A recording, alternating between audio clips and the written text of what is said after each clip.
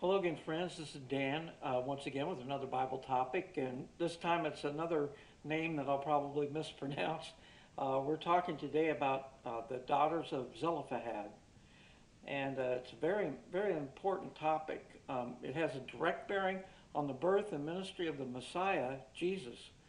We have learned medically that a baby's blood is totally separated from his mother's blood or her mother's blood, and there's no crossover contamination except in rare medical cases. Why is that important, you ask? Well, great question. This meant that with a virgin birth, the sin nature, which is passed through the blood, would not be a factor with the virgin birth of Jesus. Jesus could be and was born without Adam's sin. We're told about the virgin birth way back in Genesis when the Messiah is said to come from the seed of the woman. Well, what about the legal aspect of inheritance, since Jesus didn't have a human father to inherit anything from? The precedent was set for just this circumstance when the daughters of a man named Zelophehad approached Moses just as they were coming into the promised land.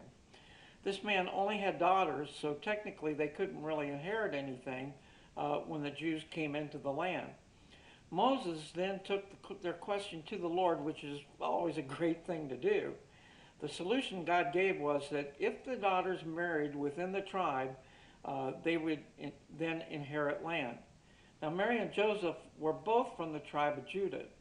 Joseph was descended from David through Solomon, but was from the line that had King Jeconiah in it, who was so wicked that God pronounced a blood curse on him, saying that none of his seed would prosper sitting on the throne of David.